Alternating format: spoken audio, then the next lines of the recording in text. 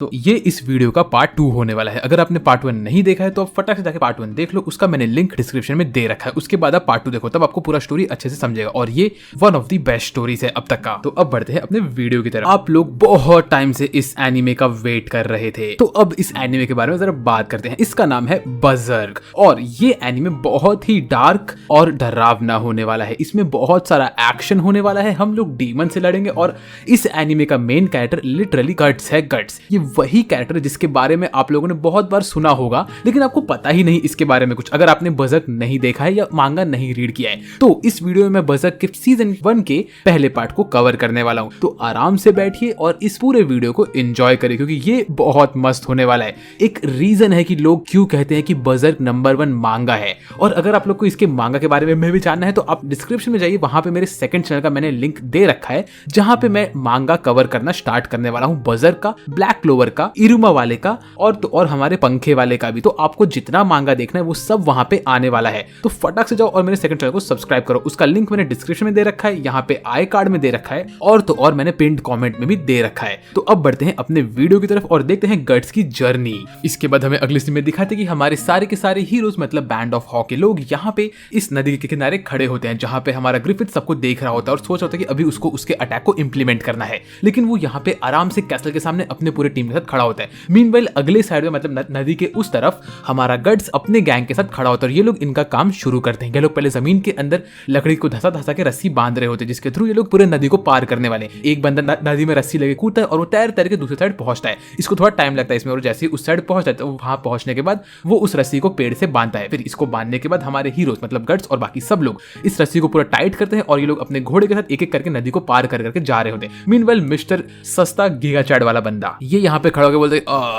मेरे इस कैसल को तो कोई तोड़ सकता है ही नहीं, ये कैसल सबसे बेस्ट डिफेंसिव पोजीशन पे है और तुम्हें लगता है तुम नॉर्मल इंसान मेरे कैसल को डिस्ट्रॉय कर सकते हो? न न न न न न न न न ऐसा नहीं हो सकता, समझे? यहाँ आसपास से तो कोई भी मेरे पास नहीं आ सकता है। ऐसे बोल के यहाँ पे मस्त चिल मार रहा होता है और हमें दिखाते हैं कि इनके आसपास हर जगह गार्ड्स खड़े होते हैं। ये लोग इनके कैसल पे आराम कर रहे होते और ये मिस्टर गीगाचैड मजे से हंस रहा होता है। वेल इसके बाद हमें दिखाते हैं गट्स और उसकी पूरी गैंग यहाँ पे रस्सियों पे अपने घोड़ों को बांधती है और पुलिस से उनके ऊपर पूरा कार्गो लोड करके लोग एक एक करके आगे बढ़ रहे होते हैं और गट्स भी यहाँ पे बैठा होता है। इसके बाद गट्स अपने एक बंदे को बोलता है तुम मेरा लेटर फटाक से ग्रिफिथ के पास पहुंचा दो कि हम लोग ने अपना मिशन का पार्ट कंप्लीट कर लिया, अभी हमें नेक्स्ट फेज का वेट करना चाहिए। यहाँ पे ग्रिफिथ बैठा होता है और उसके हाथ में एक बर्ड आता है और वो बर्ड आके बैठता है हमारे जूलियस के हाथ में। जूलियस वो बर्ड को पकड़ता है और बोलता है ये तो सर गट्स की तरफ से आया हुआ बर्ड है, इसका ये मतलब है कि सर गट्स ने अपना काम कर लिया। वेल इसके बाद ये सुनने के बाद ग्रिफिथ बोलता है चलो अभी हमें अटैक करना है। अब तक यहाँ पे सुबह हो चुकी होती है, इन लोगों ने इनका काम रात के टाइम पे शुरू किया था।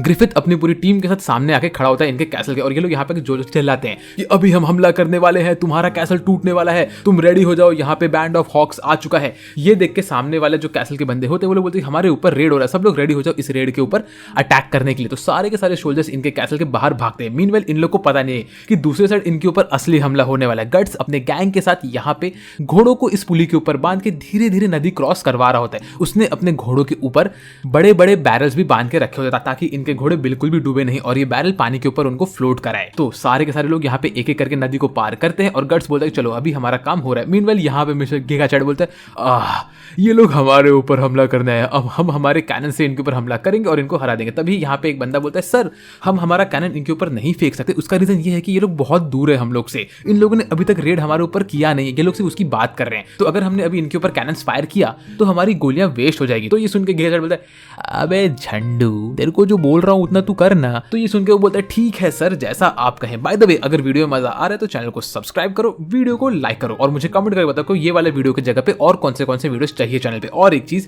मैं रेगुलरली अपलोड करना शुरू करने वाला हूं। हाँ मैं जानता हूं कि अभी हम लोग रेगुलरली अपलोड नहीं कर पा रहे हैं, उसका रीजन ये है कि हमें मल्टीपल टाइम्स कॉपीराइट स्ट्राइक्स आए जा रहे हैं, तो जिनको सॉल्व करने में 2-2 3-3 दिन निकल जाते हैं, इसीलिए वीडियोस डिले हो रहे हैं बहुत ज्यादा। तो हम लोग इसके ऊपर काम कर रहे हैं, लेकिन हाँ हम लोग इसके अराउंड भी ढूंढ रहे हैं कि हम क्या कर सकते हैं। तो थोड़ा टाइम लग सकता है, लेकिन हाँ आप लोग को रेगुलर वीडियोस मिलना शुरू हो जाएंगे होपफुली 1 या 2 हफ्ते में। और रेगुलर वीडियो से मेरा ये मतलब है कि आपको हर एक दिन छोड़ के एक दिन 1-1 घंटे का वीडियो मिलना शुरू हो जाएगा, तो थोड़ा सब्र रखिए। वेल फिर इसके बाद गीगाचैड बोलता है कि हाँ तुम्हारी बात तो सही है, ये लोग हमसे बहुत दूर है और ये लोग सिर्फ चिल्ला रहे हैं, ये लोग हमारे ऊपर अटैक तो कर नहीं रहे। हाँ तो एक काम करो, इन लोग को इग्नोर करो, जब तक ये लोग हमारे पास नहीं आते तब तक इन पे हमला मत करो। तो ये सुन के इसके शोल्डर बोलते लेकिन सर अगर इनने हमारे ऊपर कुछ किया तो वो बोलता है तुम मेरी बात नहीं मानोगे, मैं तुम्हारा बॉस हूं ना। मीनवाइल यहाँ पे गट्स और उसकी पूरी गैंग ऑलमोस्ट यहाँ तक पहुंच चुके होते हैं कैसल के पीछे वाले गेट तक, और अब ये लोग बोलते हैं कि अब हमारा मेन अटैक शुरू होने वाला है, अब हमारा टाइम आ चुका है। तो ये लोग यहाँ पहुंच जाते हैं और इतने में हमारा छोटू बच्चा जाता है ग्रिफिथ के पास और बोलता है सर ग्रिफिथ मैंने कंफर्म कर लिया कि गट्स सर का रेडर स्क्वाड कैसल के पीछे साइड पहुंच चुका है। ये सुनकर ग्रिफिथ बोलता है ओके हमारा काम हो गया, सारे के सारे लोग पीछे भागो, अब गट्स उसका काम करेगा, उसके बाद हम लोग अंदर जाएंगे। तो इस वक्त कैस का गट्स को देख रही होती है दूर से, उसको गट्स नहीं दिख रहा होता है। वेल अब इसके बाद ग्रिफिथ की पूरी स्क्वाड रिट्रीट करती है और वो लोग पीछे जा रहे होते हैं। ये देख के कैसल के ऊपर खड़े लोग बोलते हैं हा वो लोग हमसे हार मान के पीछे भाग गए, देखा ना, उनको पता है कि हमारा कैसल कितना स्ट्रांग है, इसीलिए वो लोग हमसे दूर भाग गए, अब तो हम आराम से चिल मार सकते। मीनवाइल हमारा गट्स अपने पूरे आर्मर में आ चुका होता है और वो अपने रेडर्स के साथ कैसल के पीछे वाले गेट तक पहुंच चुका होता है। वो यहाँ पे रेडी होता है अटैक करने के लिए और मिस्टर गीगाचेड अंदर चिल मार रहा होता है। यहाँ पे हमारे हीरोज आते हैं पीछे वाले गेट पर, वो बोलते हैं सुनो सुनो सुनो तुम्हारे लिए मैसेज है, हमारे कमांडर तुम्हारे कमांडर से बात करना चाहते, तो फटाक से तुम खोलो इस गेट को। तो ये सुन के अंदर से बंदा आता है, बोलता है ठीक है सर हम आए, क्योंकि उनको एक्सपेक्टेड होता है कि जो कैसल के पीछे का एरिया है वो उनके खुद के किंगडम का एरिया, तो वहां से तो कोई दुश्मन आएगा नहीं, इसलिए ये बंदा मस्त नीचे आता है, अपना गेट खोलता है, बोलता है हाँ सर आप अंदर आइए। बस गट्स इसी मौके का वेट कर रहा होता है। जैसे ही गेट आधा खुलता है गट्स अपना स्वॉर्ड पकड़ के अंदर घुसता है और लोगों का गला काटना शुरू करता है। वो अंदर घुसता है और अब गेट खुल चुका है, वो फटफट अंदर घुस के लोगों को काटना शुरू करता है और उसके साथ साथ सारे के सारे ट्रेडर्स भी अंदर घुस जाते हैं। वो लोग अंदर घुस के फटाफट सबको काट के खत्म कर देते। ये देख के गीगाचेड बोलता है ये क्या हो रहा है, फटाफट इनके ऊपर हमला करो, ये लोग हमारे दुश्मन है। वेल यहाँ पे गट्स ने नीचे घुस के सबको मारना शुरू किया होता है। तभी एक बंदा बोलता है क्या हमें सिग्नल देना चाहिए ग्रिफिथ सर को, तो वो दूसरा बोलता है नहीं वेट करो, अभी भी हमारे पास टाइम है, हमें वेट करना है थोड़ा और, हमें इस कैसल को अंदर से पूरा कैप्चर करना है, उसके बाद हम मेन गेट खोलेंगे। मीनवाइल यहाँ पे ब्रिज पे जो गार्ड्स खड़े होते हैं वो लोग गेट खोलते हैं और जैसे ही वो गेट खोलते हैं वैसे गट्स और उसकी गैंग आगे बढ़ती है और आगे गेट खोल के मेन गेट खोल देती है और बोलती है अभी हमें क्यों देते ना है उन लोग को। वेल अब ये लोग आके मेन गेट खोल देते हैं, जिसका ये मतलब है कि हमारे ग्रिफिथ और उनके स्क्वाड को अंदर जाने का मौका मिल चुका है। तो ग्रिफिथ और उसके पूरे स्क्वाड अंदर घुसने के लिए रेडी होते हैं, लेकिन मेन गेट खुलने के बाद ये लोग बोलते हैं कि अभी भी हम अंदर नहीं घुसे क्योंकि हमें उसका सिग्नल नहीं आया हुआ है। मीनवाइल हमें दिखाते हैं कि छत के ऊपर गट्स एक सिंगल लाइन में भागते भागते बाकी सारे के सारे शोल्डर्स का गला काट के आगे निकल रहा होता है और फिर वो बोलता है अभी तुम भोपू बजाओ। तभी नीचे वाला बंदा एक हॉर्न बजाता है, जो हॉर्न बजाने के बाद ग्रिफिथ और उसके पूरे स्क्वाड को उनका सिग्नल मिल चुका होता है और अब ये लोग भागते हैं इस खुले हुए गेट के अंदर और अब ये लोग कैसल के अंदर घुसे होते हैं। पिपिन, कैस्का, जूडियस और सब के सब इसके अंदर घुस रहे होते हैं कैसल के अंदर और यहाँ पे गट्स भी अंदर घुस के बाकी बचे खुचे लोग को मारना शुरू कर रहा होता है। मिस्टर गीगाचेड बोलता है कि अब मेरी बारी है इनसे लड़ने के लिए, ऐसा बोल के वो अपना आर्मर पहनता है और वो नीचे उतरता है। वेल ये बंदा नीचे उतर के लड़ने के लिए आगे बढ़ता है, लेकिन तभी वो देखता है कि उसको अंदर दिखता है ग्रिफिथ और गट्स दोनों मिलकर फटाफट यहाँ पे सबको खत्म कर रहे होते हैं। उसके सारे शोल्डर्स एक सेकंड में मार रहे होते हैं। पिपिन हो गया, जूडियस हो गया, कैस्का हो गया, सब लोग मिलकर इनको मारते जाते हैं, लोग फट सबको खत्म कर रहे होते हैं। यहाँ पे ग्रिफिथ और गट्स एक दूसरे को साइड आई देके आगे बढ़ रहे होते हैं, जो कि सीन बहुत क्लासिक होता है। ये लोग एक सिंगल स्वाइप में 3-3, 4-4 बंदों को मार रहे हैं। इन लोगों ने अकेले ही पूरे कैसल को टेक डाउन कर दिया और ये देख के बंदा बोलता है ओके तो मुझे लगता है कि हमें यहाँ पे अटैक करने की जरूरत नहीं है क्योंकि हम जीत नहीं सकते। ऐसा बोल के गीगाचेड बोलता है कि अभी हम यहाँ से रिट्रीट कर रहे हैं। ऐसा बोल के नीचे निकल लेता है और हमें दिखाते हैं कि वो एक छोटे से राफ्ट में खड़ा होकर मस्त जा रहा होता है जैसे कि वो एक शहंशाह है। भाई ये बंदा इतना प्राउड फील कर रहा होता है यहाँ से भागते हुए। आई मीन ब्रो तूने लिटरली अपने आर्मी को अबैंडन किया और तू यहाँ से भाग रहा है, तू अपने बच्चे लोग को लात मार मार के नीचे गिरा रहा है, बोल रहा है कि तुम लोग यहाँ से नीचे निकलो, मैं इंपॉर्टेंट आदमी हूँ। भाई तेरे को शर्म आ रही है टकले, तू खुद को इतना शाना कैसे समझ रहा है, मुझे वो समझ में नहीं आ रहा है। ये यहाँ से भाग लेता है। मीनवाइल यहाँ पे गट्स और हमारी पूरी गैंग ने सारे के सारे कैसल वाले बंदों को खाली कर दिया होता है। ग्रिफिथ और गट्स दोनों एक दूसरे को देखते और बोलते तुमने अच्छा काम किया, ऐसा ग्रिफिथ गट्स को कहता है और गट्स कहता है हाँ तुम लोगों ने भी, और तो मैंने बस मेरे ऑर्डर्स को फॉलो किया। सब लोग यहाँ पे खुशी खुशी खड़े होते हैं, सबके बॉडी पे खून पड़े होते हैं। ये लोग यहाँ पे मस्त रेडी रहते हैं। इतने में जूडियस एक तलवार उठाता है और वो एक चाकू फेंकता है एक बंदे के ऊपर, बोलता है ये बंदा एनिमी टीम का था और ये देख के ग्रिफिथ बोलता है अच्छा काम किया तुमने। वेल इसके बाद हमारे हीरोज आराम से यहाँ बैठे होते हैं और ऐसे ही हमें दिखाते हैं कि जो ये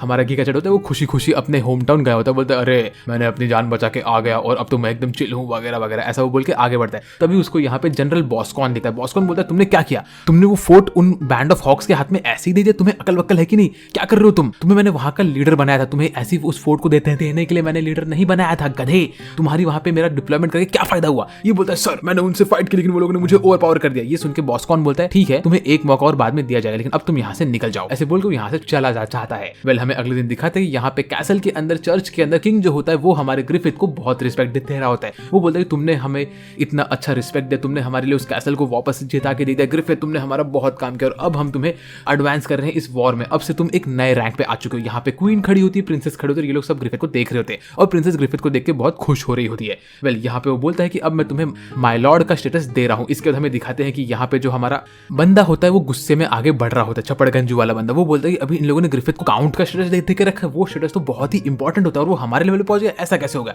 मैं इस बंदे को नहीं छोड़ूंगा, मैं इसकी जान लेके रहूंगा, ऐसा बोल के गुस्से में आगे बढ़ रहा होता है। लोग भी यहाँ पे बातें कर रहे होते हैं ग्रिफिथ और उसके इंपॉर्टेंस के बारे में। तो यहाँ पे उनके ऊपर भड़कता है, बोलता है तुम लोग यहाँ से भाग जाओ। और ये लंबे बाल वाला बंदा गुस्से में आगे बढ़ रहा होता है। तभी यहाँ पे टकलू अंकल आता है और कहता है ओए मेरी बात सुनो, जो अभी ग्रिफिथ इतना फटाफट रैंक अप हो रहा है, क्या हो कि अगर उसके ऊपर कोई हमला करके उसे खत्म कर दे। मैं ये नहीं कह रहा कि हमला तुम कराओगे या मैं कराऊंगा, बट अभी व्हाइट ड्रैगन्स जो हैं हमारे तुम्हारी टीम, उसके जगह पे रॉयल लोगों को तुम नहीं एस्कॉर्ट करने वाले हो, उनको एस्कॉर्ट करने वाला है बैंड ऑफ हॉक्स। हाँ, तुम्हारा पता कट गया है। ये सुन के मिस्टर चपड़गंजू को बहुत गुस्सा आता है और वो हमारे टकलू अंकल को पकड़ता है, बोलता है ओए टकलू तूने ऐसे कैसे कहा, वो काम तो हमारा है, अब हम करे तो करे क्या। तो वो कहता है करे तो करे क्या, हम एक काम कर सकते हैं, हम आराम से सर ग्रिफिथ को गायब कर सकते हैं, है ना। अब वो कैसे होगा वो तुम मेरे हाथ में छोड़ दो, वो सब का बस तुम मेरी बात सुनते रहो और अचानक से अगर उसके ऊपर हमला हुआ तो सर ग्रिफिथ का पता कट। ये सुन के बोलता है अच्छा ऐसी बात है, चलो तुम इसमें मेरी मदद करो, ऐसा बोल के गुस्से में यहाँ से निकलता है। और टकलू बोलता है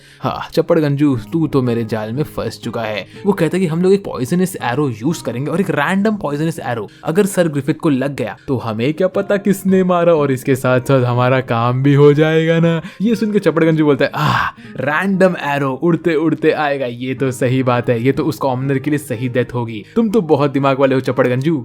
वेल इसके बाद हमें अगले सीन में दिखाते कि बहुत सारे जानवर ऐसे ही दौड़ रहे होते हैं और उसके पीछे बहुत सारे रॉयल लोग अपने घोड़े के ऊपर लग के उनको शिकार कर रहे होते हैं। तो किंग ये सब चीजें दूर से देख रहा होता है। किंग के साथ होती है उसकी क्वीन और तो और उसकी प्रिंसेस।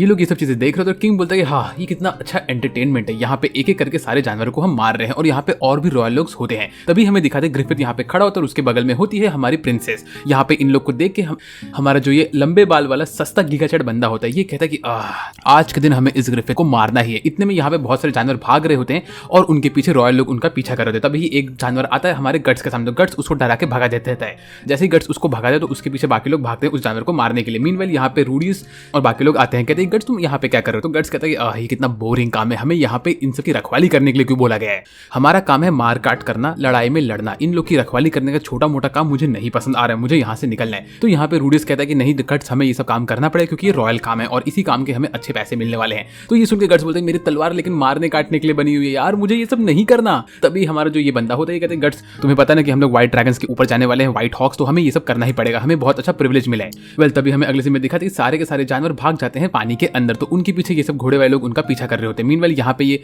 गैस्टन हमारे गट्स को बहुत ज्ञान बांट रहा होता है और यहाँ पे कैस का भी इसको दूर से देख रहे होते, बोलती गट्स को इतनी दिक्कत क्या है इन सब चीजों से। मीनवाइल यहाँ पे प्रिंसेस अपना मुंह छुपा के और दुखी होकर बैठी होती है जब वो देख रही होती है इनका शिकार। तो ये देख के हमारा ग्रिफिथ पूछता है कि जब उस बंदे ने उस जानवर को मारा तो आपने अपना मुंह क्यों छुपाया। तो वो कहते हैं कि मुझे अच्छा नहीं लगता है जब कोई भी किसी जानवर की जान लेता है, मुझे हिंसा बिल्कुल पसंद नहीं। ये सुन के ग्रिफिथ कहता है कि अच्छा ये तो अच्छी बात है प्रिंसेस। तो प्रिंसेस कहती है ये मेरा फर्स्ट टाइम है कि मैं यहाँ पे हंटिंग देखने आई और मुझे बिल्कुल भी अच्छा नहीं लग रहा है, मुझे तो मेरे डैड यहाँ पे जबरदस्ती लेके आए थे। तो वो कहता है हाँ मुझे पता है लेकिन आपको ये सब देखना ही पड़ेगा क्योंकि हाँ जंग में ये सब होता रहता है, लेकिन आप टेंशन मत लीजिए, आपका ध्यान मैं रखूंगा। ऐसा बोल के ग्रिफिथ अपने एक पत्ते को निकालता है और अपने मुंह पे वो पत्ता लगा के पत्ते से गाना बजाता है। आई मीन मुझे ये चीज कब से सीखना है भाई, मुझे नहीं आता पत्ते से गाना कैसे बजाते हैं यार। तो ये देख के प्रिंसेस भी उस चीज को ट्राई करते और उसके मुंह से भी गाना बजता है। I mean bro literally princess ने तक गाना बजा दिया पत्ते के साथ और मैं पत्ते के साथ कुछ नहीं कर पाता। ये सब चीजें दूर से कैस का देख के हल्का सा जेलस फील कर रही होती है। वेल मीनवेल यहाँ पे ग्रिफिथ और तो प्रिंसेस इनके बीच में अच्छा खासा केमिस्ट्री चल रहा होता है और कैस का यहाँ पे दुखी होकर निकल जाती है। गट्स इस चीज को नोटिस करता है और वो भी देखता है कि यहाँ पे कैसे प्रिंसेस और ग्रिफिथ बात करें। तभी यहाँ पे ये हमारा टोपी वाला बंदा और उसके बगल में जिसका असैसिन होता है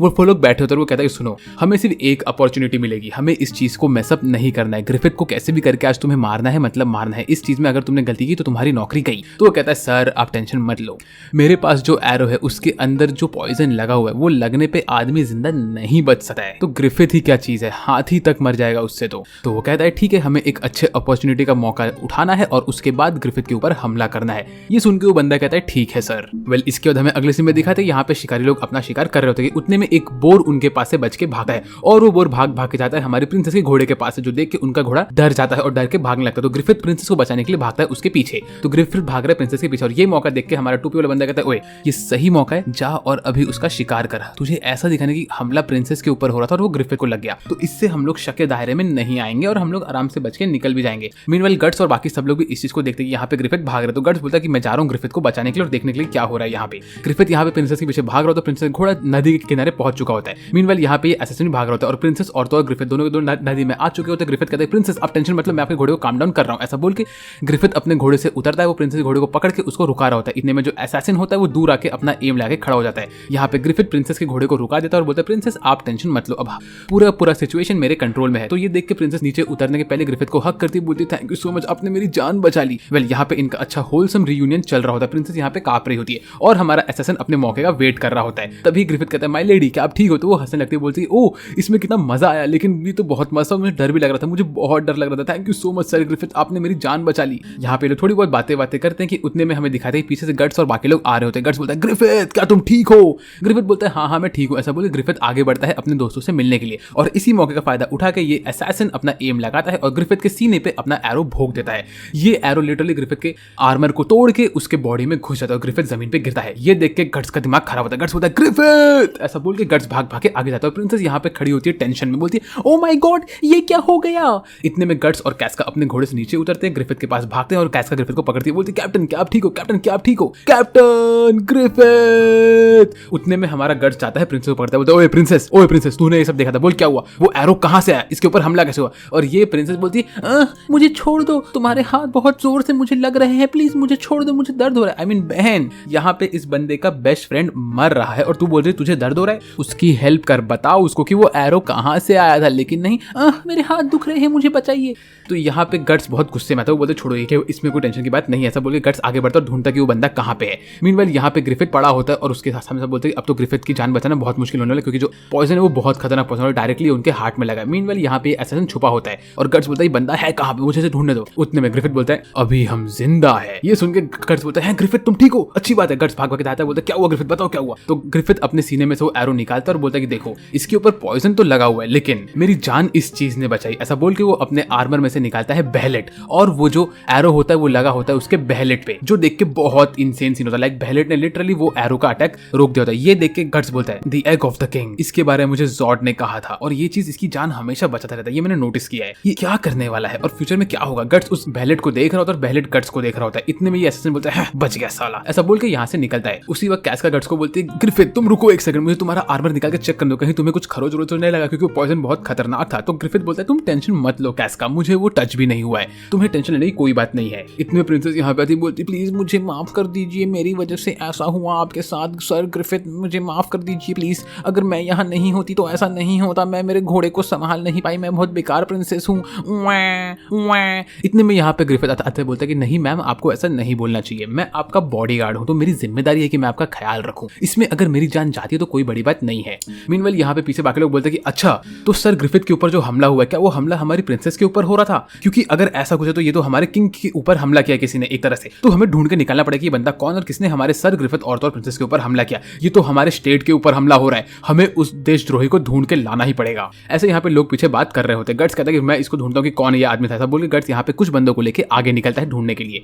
मीनवाइल यहाँ पे ये टोपी वाली बंदा खड़ा होता है और उसको ग्रिफिथ अपने खूंखार आंखों से देख रहा होता है, जैसे कि ग्रिफिथ को गुस्सा आ चुका है और उसको पता है किसने उसके ऊपर हमला कराया। तभी ग्रिफिथ बोलता है, जो पॉइजन इस एरो के ऊपर लगा हुआ था वो बहुत एक्सपेंसिव था, तो कोई छोटा मोटा आदमी तो ऐसा नहीं करा सकता है। हाँ ये किसकी चाल हो सकती है, जरा मुझे सोचने दो। वेल हमें अगले सीन में दिखाते हैं यहाँ पे ये असैसिन हमारे इस टोपी वाले बंदे से माफी मांग रहा होता है। ये सुन के असैसिन को टोपी वाला बंदा कहता है कि तेरा काम हो गया, अब तू निकल यहाँ से, अब तूने मेरी पूरी टीम की वाट लगा दी और अब मैं उस ग्रिफिथ के ऊपर हमला नहीं कर सकता, क्योंकि उसको अभी प्रेज मिल रहा है कि उसने हमारी प्रिंसेस की जान बचाई और उसने खुद की जान की बाजी लगाई। अब उसका नाम और अच्छा हो, तो अभी हम लोग उसके ऊपर हमला नहीं कर सकते कुछ टाइम तक, तुम्हारे वजह से मेरा नाम मिट्टी में मिल चुका है। ये सुन के बंदा बोलता है, सर मुझे एक मौका और दे दो। वो कहता है, मैं तुझे कोई मौका नहीं दूंगा, तू यहाँ से चुपचाप निकल जा। वेल ये सब चीजें क्वीन पीछे से देख रही होती, तो अब क्वीन क्या करेगी? क्या वो किंग को ये सब बताई कि वो अपनी मिली भगत इसके साथ मिलाएगी? मुझे नहीं पता। वेल हमें अगले सीन में दिखाता है कि यहाँ पे ये टोपी वाला बंदा बोल रहा था कि वो ग्रिफिथ मुझे किस आंखों से देख रहा था, जैसे कि उसने अपने शिकार को ढूंढ लिया। क्या वो ग्रिफिथ मेरे ऊपर हमला करेगा? मैं एक रॉयल इंसान हूँ, वो मेरे ऊपर हमला नहीं कर सकता, मैं एक अलग ही लीग में हूँ उससे, और वो नॉर्मल इंसान वो मुझे ऐसे क्यों देख रहा था, मुझे इतना गुस्सा आ रहा है। ऐसा बोल के यहाँ पे बंदा गुस्से में बैठा होता है। मीनवेल हमें दिखाते हैं कि रात के टाइम पे यहाँ पे गट्स जाता है ग्रिफिथ के रूम में उससे बात करने के लिए, जो कि एक लाइब्रेरी होता है। वो बोलता है, ग्रिफिथ तुम यहाँ पे कब से बैठ के टाइम पास क्या कर रहे हो? ग्रिफिथ बोलता है कि नहीं गट्स, मैं यहाँ पे आया हूँ इस वर्ल्ड की हिस्ट्री के बारे बारे में पढ़ने के लिए।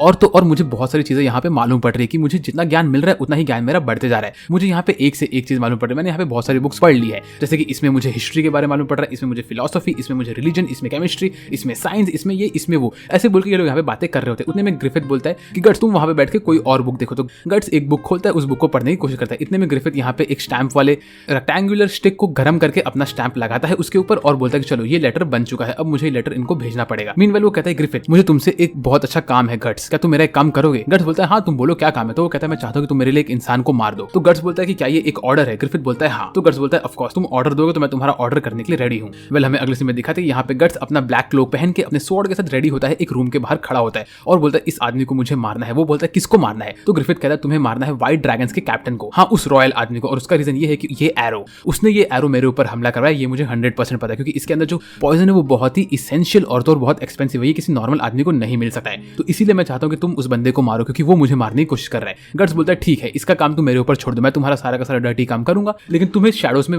मुझे रखना पड़ेगा, मेरा नाम कहीं पे नहीं आएगा, है ना? तो ग्रिफिथ बोलता है हाँ तुम्हारा नाम कहीं नहीं आएगा और तुम मुझे जो ऑर्डर दोगे मैं वो सब करने के लिए रेडी हूँ ग्रिफिथ। वेल इसके बाद गट्स खड़ा होता है इस चर्च के ऊपर अपने लेजेंडरी अवतार में और रेडी होता है अपना हमला करने के लिए। इसके बाद हमें अगले सीन में दिखा दे गट्स अभी भी यहाँ पे ऊपर खड़ा होता है और एकदम गुरूर से देख रहा होता है अपने शिकार को। फिर वो बिल्डिंग के ऊपर जंप मार मार के यहाँ से वहां जंप मारते मारते असैसिन्स क्रीड की तरफ पार्कोर करते हुए आगे बढ़ता है और वो देखता है कि यहाँ पे उसका जो ओपोनेंट होता है मतलब मिस्टर रेड हेयर, वो अपने बेटे के साथ स्वॉर्ड फाइट कर रहे होते हैं, जहाँ पे वो अपने बेटे के ऊपर बहुत जुल्म कर रहे होते हैं। वो उसको हरा रहे होते हैं और बोलते तुम कितने बेकार हो, तुम्हें कुछ आता नहीं, जूलियस तुम खराब हो, ऐसे वैसे बोल के उसके ऊपर हमले पे हमला कर रहे होते हैं। वो यहाँ पे अपने बेटे को सिखाने की जगह अपना गुस्सा उसके ऊपर निकालते और उसका मुंडा पकड़ के उठा के बोलते वो कहते तुम्हारे वजह से मेरा नाम मिट्टी में मिल जाएगा, तुम मेरे नाम को शर्मिंदा कर रहे हो, तुम्हें पता है कि तुम एक रॉयल फैमिली के बच्चे हो और तुम एक स्वॉर्ड फाइट नहीं कर सकते, तुम्हें बिल्कुल भी शर्म आती है, क्या कर रहे हो तुम? ऐसे बोल के वो उसके ऊपर भड़क रहे होते हैं और वो जूलियस बेचारा नीचे जमीन पे गिरा होता है। वो कहते हैं तुम्हारे वजह से हम लोग मिट्टी में मिल जाएंगे, तुम मेरे बेटे हो, मुझे शर्म आती तुम्हें अपना बेटा बोल के, किसी दिन तुम व्हाइट ड्रैगन नाइट्स के लीडर बनने वाले हो और तुम मुझसे लड़ भी नहीं सकते, और हाँ तुम्हारी शादी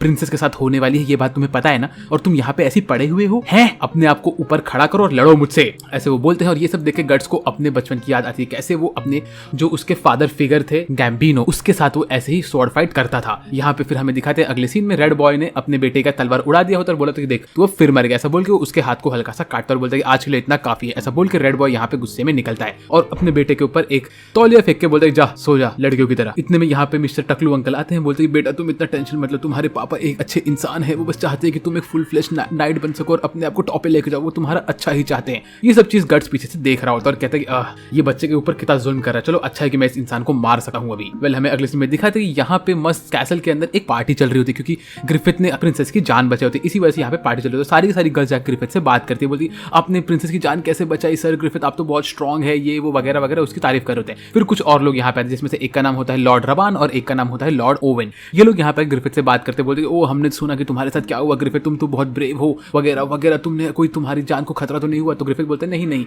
मुझे मेरी जान की बात तो लगानी ही पड़ेगी प्रिंसेस के लिए। फिर इतने में प्रिंसेस यहाँ पे आती है जिसको सब लोग देख के हैरान हो चुके थे क्योंकि प्रिंसेस बहुत ब्यूटीफुल दिख रही होती है और वो बोलती है काश प्रिंसेस के साथ मेरा शादी हो जाए, ऐसे कुछ लोग हमें बातें करते हैं। ग्रिफिथ प्रिंसेस को दूर से देख रहा होता है। वेल यहाँ पे हमें अगले सीन में दिखाते हैं कि हमारा जो मिस्टर रेड बॉय होता है वो अपने रूम में टकलू अंकल के साथ बैठा होता है, बोलता है कि अब हम करें तो करें क्या। टकलू अंकल उसको बोलते हैं आपको आपके बेटे के ऊपर इतना सख्त नहीं होना चाहिए, आपको उसको अच्छे से चीजें सिखानी चाहिए। वो कहता है अबे ओए टकले अपना अपना काम कर, समझा, मेरा बेटा है, मैं जानता हूँ कि उसके साथ मेरे को क्या करना है क्या नहीं, अब निकल यहाँ से, ऐसे बोल के मिस्टर टकलू अंकल को यहाँ से निकाल देता है। और फिर वो अग्नि में देख के सोचता है कि मेरा बेटा इतना कमजोर क्यों, और वो ग्रिफिथ को तो मैं छोड़ूंगा नहीं, उसके वजह से मुझे बहुत गुस्सा आ रहा है। ऐसा देख के वो अग्नि में कुछ तो पानी वानी फेंकता है जिसकी वजह से अग्नि और गर्म हो जाती है और वो गुस्से में इन सबको देख रहा होता है। फिर उसके रूम का खिड़की खुला होता है और वो बोलता है अच्छा हवा आ रहा है अंदर, ओए वो क्या है, वो कौन है? और तभी हमें दिखाती है गट्स यहाँ पे खड़ा होता है अपने पूरे फॉर्म में अपना स्वॉर्ड वर्ड लेके। वो बोलता है ओए तुम कौन हो, तुम यहाँ पे क्या करो, क्या तुम एक चोर हो? जैसे ही वो ऐसा बोलता है वैसे ये मिस्टर रेड बॉय भागता है अपना स्वॉर्ड उठाने, लेकिन गट्स इसको देखता है स्वॉर्ड उठा ले तो गट्स भाग के जाता है इसके बाद हमला करने। गट्स अपना स्वॉर्ड निकाल के एक सिंगल स्लाइस में इस बंदे को काट देता है और इसका पूरा खून हर जगह उड़ चुका होता है। फिर वो जाता है गट्स के ऊपर, बोलता है मैं तुम्हें जानता हूँ, तुम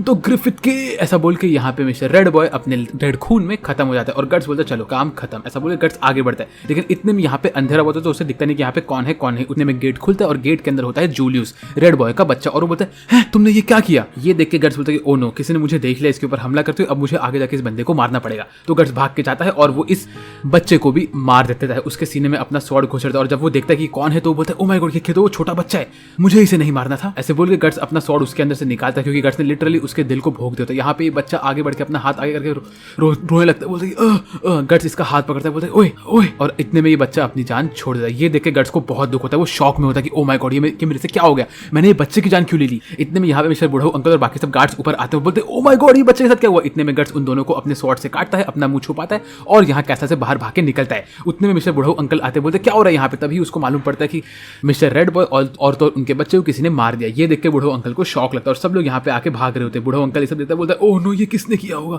छोटे बच्चे को किसने मारा, कौन इतना बेरहम हो सकता है। नहीं, ये देख के बुढ़ऊ अंकल रो रहे थे, कहते हैं चाहे कुछ भी जाए तुम्हें उसे पकड़ के लेके आना पड़ेगा, उस इंसान को जिंदा लेके आओ। गट्स यहाँ पे भागते भागते लोगों को काट काट के भाग रहा होता है। वो सिंगल स्लाइस में 3-3 4-4 बंदों को मारता है। फिर वो यहाँ कैसल से कूदता है और अपने आप को बचाते हुए भागता है, लेकिन उसको एक बंदे का एरो लगता है उसके हाथ में, जिसकी वजह से गट्स हल्का सा इंजर्ड हो जाता है। वो नीचे कूदता है और भागता है, नीचे उसको एक गटर दिखता है, वो गटर का दीवार तोड़ता है, उसके गेट को अपने पैर से मार मार के और वो गटर में कूद जाता है। इसके बाद हमें अगले सीन में दिखाते हैं गट्स अपना एक सपना देख रहा होता है, जहाँ पे वो अपने डैड गैम्बिनो के साथ, आई मीन उसके वो असली डैड नहीं है लेकिन उसके डैड के जैसे थे गट्स के लिए, वहां पे गट्स उसके साथ स्वॉर्ड फाइट कर रहा होता है और वो स्वॉर्ड फाइट करते करते गलती से गैम्बिनो को काट देता है और गैम्बिनो वहां पे मर जाता है। इसके बाद गट्स बोलता है कि नहीं नहीं नहीं मैं ऐसा नहीं करना चाहता हूं। इतने में गट्स के पीछे एक मॉन्स्टर आता है और वो गट्स के पीछे लग चुका होता है। वो गट्स के ऊपर हमला करने के लिए आगे बढ़ता है। गट्स उससे बच के भाग रहा होता है, लेकिन वो मॉन्स्टर कोई और नहीं, वो मॉन्स्टर जॉर्ड होता है और गट्स उससे बच के भाग रहा होता है, लेकिन वो मॉन्स्टर गट्स को भी काट देता है अपने स्वॉर्ड से और गट्स वहां पे गिर जाता है। यहाँ पे गट्स सेम उसी तरीके से गिरा होता है जैसे गट्स ने उस बच्चे को मारा होता है और यहाँ पे गट्स को लगता है कि ये सब क्या हो रहा है मेरे साथ। फिर गट्स की आंखें खुलती तो वो देखता है कि वो असल में इस गटर में गिरा हुआ रहता है। वो जैसे तैसे खड़ा होता है, अपने पास देखता है तो उसके बॉडी से खून निकल रहा होता है। वो उस खून को साफ करके आगे अपने स्वॉर्ड के सपोर्ट से चल चल के जा रहा होता है। हमें दिखाते हैं रात के टाइम पे यहाँ पे हमारे बैंड ऑफ हॉक्स के लोग मस्त यहाँ पे अपना चपड़ चपड़ कर रहे होते हैं। उनको तो पता ही नहीं कि असल में बाहर क्या हुआ है। कैस का यहाँ पे चिल कर रही थी, तभी यहाँ पे हमारे छोटू बच्चा कहता है कि अरे गट्स कहाँ पे है, गट्स हमें नहीं दिख रहा। तभी वो कहता है कि अरे मैंने गट्स को सुबह से नहीं देखा, लगता है वो कहीं भाग गया। तभी कैसा मुझे लगता है वो कहीं पे छुप के टाइम पास कर रहा होगा, सो रहा होगा, हमें क्या, वो तो वैसे भी नहीं आता और आता तो हर जगह वाट लगा देता है। इतने में गट्स यहाँ पे आता है और जब कैस्का देखती है गट्स को इस बुरे हालत में तो वो भाग के जाती है। गट्स बोलती है गट्स तुम कहाँ पे थे पूरे दिन, और वो देखती है गट्स के हाथ से खून निकल रहा होता है और गट्स एकदम से थका हुआ रहता है। तो गट्स कहता है कैस्का ग्रिफिथ कहाँ पे है। कैस्का कहती है ग्रिफिथ तो असल में लेडी शार्लोट के पार्टी में है और वो वहां पे कुछ ना कुछ कर रहा है तो हम नहीं जा सकते। गट्स घूमता और घूम के चाहता है कैस्का से भाग के ग्रिफिथ से मिलने के लिए। तभी हमें दिखाते हैं कि गट्स यहाँ पे जाता है ग्रिफिथ के पास, तो वो देखते हैं ग्रिफिथ यहाँ पे लेडी शार्लोट से बात कर रहा होता है। तभी लेडी बोलती है कि उसको थोड़ा बैठना है, तो ग्रिफिथ अपना शर्ट के ऊपर पहना हुआ केप निकालता है और उसको फाउंटेन के पास रखता है। तो यहाँ पे वो लेडी बैठ जाती है। तभी कैस्का आती है, बोलती है ओए तू इतने खराब कपड़े पहन के ग्रिफिथ से मिलने तो नहीं जाएगा ना, क्योंकि इस वक्त ग्रिफिथ प्रिंसेस के साथ है। तो गट्स बोलता है कि मुझे फर्क नहीं पड़ता। इतने में कैस्का अपने कपड़े को फाड़ती है और उसमें से एक पट्टी निकाल के वो गट्स के हाथ में बांधती है, कहती है कि तुम्हारा खून बह रहा है। इतने में हमें दिखाते हैं कि यहाँ पे प्रिंसेस बात कर रही होती है ग्रिफिथ के साथ। वो यहाँ पे अंड बातें कर रही होती है, कैसे उसको ये सब चीजें पसंद नहीं, उसको हंटिंग पसंद नहीं वगैरह वगैरह।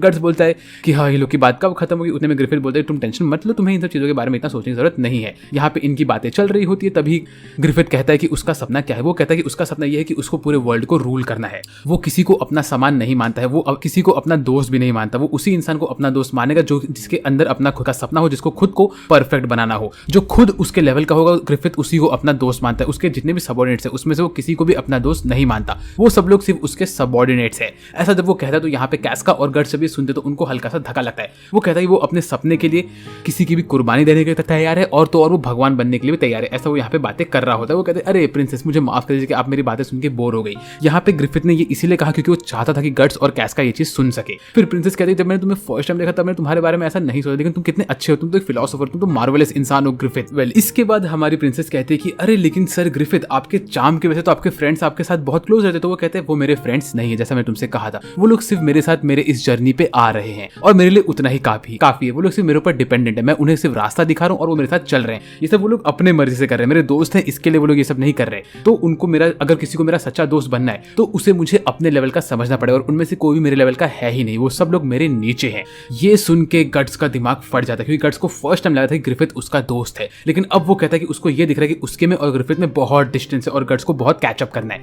यहाँ पे गट्स को एक रियलाइजेशन हुआ। इसके बाद हमारा ग्रिफिथ जाता है प्रिंसेस के करीब और उसको बोलता है हम लोग ये सब बातें कर रहे हैं लेकिन चलिए हम यहाँ से चलते हैं। तभी उनको ये मालूम पड़ता है कि यहाँ पे हमला हुआ था मिस्टर रेड बॉय के ऊपर और उनकी जान चली गई और तो छोटा बच्चा भी खत्म हो चुका है। ये सुन के ग्रिफिथ अपना ईवल सा स्माइल करता है क्योंकि उसे पता होता है कि गट्स ने अपना काम कर लिया। वेल इसके बाद हमें दिखाते हैं कि अगला दिन आ चुका होता है जहाँ पे सब लोग इसी टॉपिक के ऊपर बातें कर रहे होते हैं। फिर ये लोग कहते हैं कि चलो हमें कोई टेंशन की बात नहीं क्योंकि मिडलैंड का गार्डियन एंजल जो कि है सर ग्रिफिथ वो यहाँ पे आ चुके हैं और ग्रिफिथ भी यहाँ पे चल चल के जा रहा होता है। तभी मिस्टर टकलू जाता है ग्रिफिथ के पास और कहता है सर ग्रिफिथ आपसे मिलकर मुझे बहुत अच्छा लग रहा है। आपको तो पता ही कि कैसे अभी उन दोनों की डेथ हो चुकी है और अभी उनके बाद आपके लिए आपका रिस्पेक्टिव वाला बंदा जो आपका सेक्रेटरी बनेगा वो मैं रहूंगा और उनके असैसिनेशन के बारे में सुनकर मुझे बहुत बुरा लग रहा है। क्या पता किसने ऐसा किया हो, किसी डेविल ने ही ऐसा किया होगा, पता नहीं क्यों। लेकिन सर ग्रिफिथ आपको पता है कि जो अटैक हुआ था प्रिंसेस के ऊपर, वो कहा जा रहा है कि वो प्रिंसेस के ऊपर नहीं आपके ऊपर हो रहा था। तो शायद इसकी वजह से ऐसा भी हो सकता है कि आपने बदला लेने के लिए उनको मारा हो। तो ग्रिफिथ बोलता है ये तो सिर्फ बोलने वाली बात है, असल में ऐसा है कि नहीं वो तो हमें पता ही नहीं। ऐसा बोल के ग्रिफिथ यहाँ से निकल रहा होता है। लेकिन निकलने के पहले वो मिस्टर टकलू अंकल को भी अपना वो ईवल वाला गेज देता है, जो देख के टकलू अंकल बोलते हैं क्या इसको शक हो गया कि मैंने ही वो अटैक करवाया था इसके ऊपर? ऐसा नहीं हो सकता, इसके पास कोई एविडेंस ही नहीं है। और यहाँ पे ग्रिफिथ गुस्से में मिस्टर टकलू अंकल को देख रहा होता है। मीनवाइल हमें अगले सीन में दिखाते हैं यहाँ पे गट्स अपने घोड़े के ऊपर बैठा होता है नेक्स्ट अटैक के लिए, और वो सोच रहा है कैसे उसको ग्रिफिथ ने कहा कि कोई भी उसका असली दोस्त नहीं है। तो गट्स अपना स्वॉर्ड निकाल के बोलता है कि अब मुझे और आगे बढ़ना है। फिर हमें अगले सीन में दिखाते हैं यहाँ पे कैसल के थ्रू चल के जा रही होती है। वो देख रही होती है कि उसके आसपास बहुत सारे लोग होते हैं। यहाँ पे वो असल में ग्रिफिथ को ढूंढ रही होती है। तभी उसे दिखता है ग्रिफिथ असल में ऊपर वाले फ्लोर से नीचे आ रहा होता है। कैसे कहती है सर ग्रिफिथ, इतने में उसको पीछे सुनाई देता है कि सर ग्रिफिथ 2 सेकंड रुकिए। तभी यहाँ पे प्रिंसेस आई होती है। प्रिंसेस ने यहाँ पे आके हमारे ग्रिफिथ को एक लॉकेट दिया होता है। कहती है ये चार्म मेरी मॉम ने मेरे लाई थी और ये बना है एक लोड स्टोन से। ये एक नेकलेस है, मैं चाहती हूँ कि आप इस नेकलेस को खुद पहन के रखिए क्योंकि ये आपकी जान बचाएगा, ये मेरी भी जान बचाता है। और ये कहा जाता है कि इसके 2 पार्ट होते हैं, इसको अगर आप पहन के रखेंगे तो आप वापस से मेरे पास आएंगे। इसका एक मेल पार्ट है और एक फीमेल पार्ट है, और ये दोनों पार्ट एक दूसरे को अपनी तरफ अट्रैक्ट करते हैं। तो मैं आपको मेल वाला दे रही हूँ और फीमेल वाला मेरे पास है। तो अगर आप इसको पहन के रखेंगे तो ये हम दोनों को अट्रैक्ट करेगा और आप बैटलफील्ड से सेफली वापस यहाँ पे आएंगे। इसका ये मतलब है कि प्रिंसेस तो हमारे ग्रिफिथ के जाल में फंस चुकी है, वो उसके पीछे पागल हो चुकी है। तो ये देख के ग्रिफिथ कहता है ma'am thank you so much कि आपने मुझे ये चीज दी, लेकिन मैं इसको एक्सेप्ट नहीं कर सकता। ये आपकी मॉम आपके लिए लाई थी और मैं इसको अपने स्वार्थ के लिए नहीं एक्सेप्ट करता। तो वो कहती है कि प्लीज इसे ले लीजिए। तो ग्रिफिथ कहता है कि हाँ मैं इसे एक्सेप्ट नहीं कर, लेकिन मैं आपसे वादा करता हूँ कि इस बैटल के बाद, इस बैटल के बाद मैं वापस से आपके पास आऊंगा और ये नेकलेस आपको दूंगा। तो ये वादा आपको रहा मेरा। तो ये सुनकर वो कहती है thank you so much sir Griffith, please आप अपना ख्याल रखिएगा और हाँ चाहे कुछ भी जाए आप अपना ध्यान रखना, ऐसे बोल के यहाँ से निकलती है। वेल इसके बाद ग्रिफिथ भी आगे आता है और तभी हमें दिखाती है कैस्का यहाँ पे खड़ी होती है अपना मुंह छुपा के। इतने में तभी प्रिंसेस कहती है ओए सिपाही सुनो, चाहे कुछ भी तुम्हें सर ग्रिफिथ का ख्याल रखना है। कैस्का बोलती है हाँ ये तो मैं 100% करूंगी। इतने में ग्रिफिथ कैस्का के कंधे पे हाथ रखते बोलते चलो हम चलते हैं। वेल इसके बाद यहाँ पे प्रिंसेस अभी भी ग्रिफिथ को देख रही होती है, वही नेकलेस को पकड़े हुए, क्योंकि उसके पास सेकंड वाला पार्ट होता है। तभी यहाँ पे उसकी मॉम आती है, कहती है कि मैंने देखा तुमने अभी क्या किया, तुम एक कॉमनर को इतना महंगा नेकलेस नहीं दे सकती हो। तो वो कहती है मॉम ये मेरा नेकलेस था और मैं ये उसे दूंगी। वो कहती है तुम तो बहुत बिगड़ चुके हो, तुम आजकल मेरी बात सुनती ही नहीं, तुम उस इंसान को गिफ्ट कैसे दे सकती हो। वो कहती है मॉम ये मेरी प्रॉपर्टी थी और मैंने उसे दे दिया, अब मैं यहाँ से जा रही हूँ। इतने में उसकी मॉम कहती है नहीं तुम्हें मेरी बात सुननी पड़ेगी और मैं अभी तुम्हें अच्छा खासा एजुकेशन दूंगी, तुम 16 साल के हो चुके हो, अब तुम्हारी शादी करने की उम्र हो गई, तो तुम ध्यान दो कि तुम किसी अंडरस्टैंड लोग से मिलती नहीं रहो। वेल इसके बाद उसकी मॉम जो कि क्वीन होती है वो अपने मुंह पे एक पर्दा रखती है और बोलती है अब हम आगे बढ़ेंगे। मीनवेल हमें अगले सीन में दिखाते हैं यहाँ पे सारे के सारे सोल्जर्स रेडी होते हैं उनके नेक्स्ट बैटल के लिए। यहाँ पे ग्रिफिथ गट सब लोग रेडी होते हैं और यहाँ पे जो हमारा कॉर्कस होता है वो बोलता है ओए येलो बॉय क्या तू नर्वस है? तभी पिपिन बोलता है कि नर्वस वो नहीं तू लग रहा है, तू शेक हो रहा है। तो वो कहता है अरे मैं शेक नहीं हो रहा हूँ। और बाय द वे ग्रिफिथ का है वो लेट है हमेशा की तरह। इतने में ग्रिफिथ और कैस्का यहाँ से चल के आ रहे होते, सब लोग इनको देख रहे होते और तभी हमें दिखाते हैं गट्स भी ग्रिफिथ और कैस्का को देख रहा होता है। वेल इसके बाद ग्रिफिथ और कैस्का चल के अपने घोड़े के पास आते हैं और वो अपने घोड़े पे चढ़ जाते हैं और रेडी होते हैं उनके नेक्स्ट बैटल के लिए। तभी कैस्का ग्रिफिथ को देख रही होती है, ग्रिफिथ अपना हाथ ऊपर करता है बोलता है चलो सिपाही हो। सब लोग यहाँ पे रेडी होकर आगे बढ़ रहे होते हैं। ग्रिफिथ का घोड़ा सबसे प्रॉपर और ब्यूटीफुल होता है। हमें उस वक्त भी दिखाते हैं गट्स इन लोग का पीछा कर रहा होता है और वो सोच रहा होता है कि सब क्या हो रहा है। जब ये लोग यहाँ पे चल के जा रहे होते हैं तो सारी की सारी यहाँ पे जो नॉर्मल वर्कर्स होते हैं वो लोग ग्रिफिथ और उनके स्क्वाड को देख के खुश हो रहे होते हैं। गट्स के दिमाग में अभी भी वही वाला कन्वर्सेशन घूम रहा होता है, कैसे ग्रिफिथ ने कहा था कि कोई उसका असली दोस्त नहीं है और जो उसको उसका असली दोस्त बनना पड़ेगा उसको ग्रिफिथ के लेवल पे आना पड़ेगा। वेल ये लोग ऐसे ही मार्च करते करते अपने बैटलफील्ड वाले एरिया पे पहुंच चुके होते हैं, जहां पे ये लोग रेडी होते हैं सामने वाले आर्मी के ऊपर हमला करने के लिए। इनके सामने एनिमी की आर्मी खड़ी होती है और उनके सारे के सारे घोड़े और उनके जो बंदे होते हैं वो सब लोगों ने अपना अपना आर्मर पहन के रखा होता है। घोड़ों के पास भी आर्मर होता है और उनके ऊपर जो उनके राइडर्स होते हैं उनके पास भी आर्मर होता है। ये सब लोग बहुत बैड एस दिख रहे होते हैं इस पूरे के पूरे सीन में। और हमारे गैंग वाले लोगों के पास आर्मर होता ही नहीं है उनके घोड़ों के लिए, तो लाइक इनके घोड़े इस सीन में बहुत वनरेबल होते हैं। फिर इनको यहाँ पे देख के हमारे हीरोज भी अपने अपने आर्मर को रेडी करते हैं, अपना हेलमेट टाइट करते हैं और अपने अटैक पे आगे बढ़ने के लिए चल रहे होते हैं। तभी हमें दिखाते हैं कि जो कैस्का होती है वो हल्की सी बीमार दिख रही थी, वो अपने पेट को पकड़ के बोलती है कि मेरी तबीयत खराब क्यों हो रही है। मीनवाइल यहाँ पे रूडीज बोलते हैं कैस्का क्या तुम ठीक हो, तुम्हारी तबीयत खराब लग रही है। तो वो कहती है नहीं ऐसा कुछ नहीं है। तभी एनिमी के बंदे लोग रेडी होते हैं अटैक करने को। ग्रिफिथ अपना स्वॉर्ड निकाल के बोलता है चार्ज। तो सब लोग आगे बढ़ते हैं हमला करने के लिए। यहाँ पे एक फुल ऑन वॉर शुरू हो चुका होता है। हाँ हमारा गट्स आगे बढ़ता है अपना स्वॉर्ड लेकर, वो धड़ाधड़ लोगों को काटता रहता है जैसे कि वो मक्खन काट रहा है। वो एक एक स्वाइप में 2-2 3-3 बंदों को काटता रहता है भाई। और गट्स ऐसे ही आगे बढ़ रहा होता है। लिटरली एनिमी टीम के भी 2-3 लोग अपनी टीम के बंदे लोग को मार रहे होते हैं। यहाँ पे बहुत मस्त बैटल चल रहा होता है, सब लोग उनके ऊपर अटैक करते हैं। रूडियस भी अपने अटैक से इनको रोकता है और अपने दूसरे अटैक से इनको मारता है। तभी एक बंदा हमारे रूडियस के ऊपर अपने स्पीयर से हमला करने के लिए आगे बढ़ रहा होता है कि उतने में उसको कोई तो भी एरो से मारता है और वो एरो उड़ के आया होता है हमारे छोटू बंदे के पास से। यहाँ पे इनकी फाइट चल रही होती है, कैस्का एक बंदे से यहाँ पे लड़ रही होती है और वो बंदा कैस्का पे हमले पे हमला कर रहा होता है और कैस्का बहुत स्ट्रगल कर रही होती है इस अटैक में। तो वो बंदा अपना अटैक करता है लेकिन कैस्का उसको काट देती है क्योंकि उसके पहले कैस्का के हाथ से उसका स्वॉर्ड उड़ चुका होता है। है। और तभी हमें दिखाते हैं कैस्का के सामने एक और बंदा आता है और वो कहता है, ओए लड़की, तू बैंड ऑफ हॉक्स की फीमेल कमांडर है ना?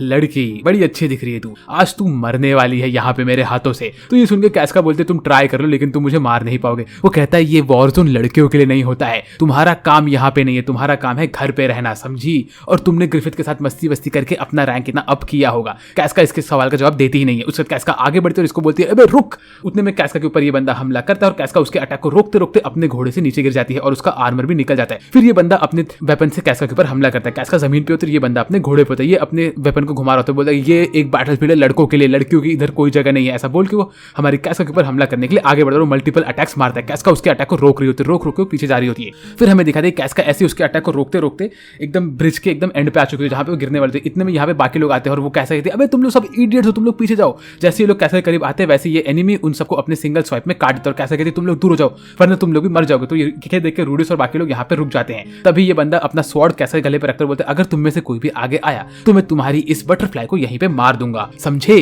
तो ये देखे कैस्का और पीछे जाती है और वो कहते हैं ओए तितली, तेरे पास अब जगह नहीं है कहीं जाने के लिए ना, अगर तू चाहती है कि मैं तुझे छोड़ दूं तो फटाक से अपना आर्मर निकाल और आके मेरे साथ बैठ जा। तो ये सुन के कैसा कुछ नहीं बोलती और वो कहता है कि ओए तो तू मरना चाहती है ना? तू मेरी बात तो नहीं मान रही, तुझे मेरी टीम नहीं ज्वाइन करनी, ठीक है? और ये ले, ऐसा बोल के वो अपना अटैक मारने ही वाला होता है कि इतने में यहाँ पे आ जाता है गट्स और गट्स अपने स्वॉर्ड से यहाँ पे खड़ा होता है, बोलता है कि ओए मेरे होते हुए तुम कैसा को नहीं मार सकते। और वो बोलता है कैस्का तुम क्या कर रही हो, ये तुम्हारे जैसा है ही नहीं, ये बंदे को तुम आराम से मार सकते, तुम इसको कैसे नहीं मार पा रही हो? फिर गट्स अपने स्वॉर्ड से इस बंदे को गिराता है और उसको जमीन पे गिरा देता है। उसके बाद गट्स बोलता है कि अब तुम यहाँ से दूर हट जाओ, समझे? तुम हमारे बीच में नहीं आओगे और अगर तुम्हें लड़कों से लड़ना है तो आजा लड़ मेरे से। ऐसा बोल के गट्स गुस्से में खड़ा होता है और ये बंदा गट्स के ऊपर हमला करने के लिए आगे बढ़ता है। गट्स लिटरली उसके अटैक को रोकता है, बोलते इतनी ही ताकत है तेरे अंदर? और ये देख के वो बंदा बोलते हैं तुम मेरे अटैक रोक सकते हो? गट्स बोलता है कि आजा आजा लड़ मुझसे, लेकिन ये बंदा गट्स से लड़ता नहीं। उसका गट्स अपना स्वॉर्ड उठाता है और ये बंदा अपना कोई अजीब सा अटैक करता है और उसके अटैक को मारता है और लिटरली अपने सिंगल एक स्वाइप से गट्स इसके आर्मर को तोड़ता है और इसका टकला नीचे काट देता है, उसको जमीन पे गिराता है। इसके गले पे हल्का सा चोट लगता है लेकिन ये बंदा यहाँ पे मरा नहीं होता। ये वही है हमारा सस्ता वाला गिगा चैड। वोट ये बंदा अब तक जिंदा कैसे है भाई? वेल इसके बाद गट्स चल के जाता है कैस्का के पास, बोलता है कैस्का तुम क्या कर रही हो, तुम्हारी तबीयत वबीयत ठीक है कि नहीं? कैस्का बोलती है प्लीज मुझे माफ कर दो, बस मुझे पता नहीं आज क्या हुआ। ऐसा बोल के कैस्का यहाँ पे बेहोश होकर नीचे गिरने लगती है।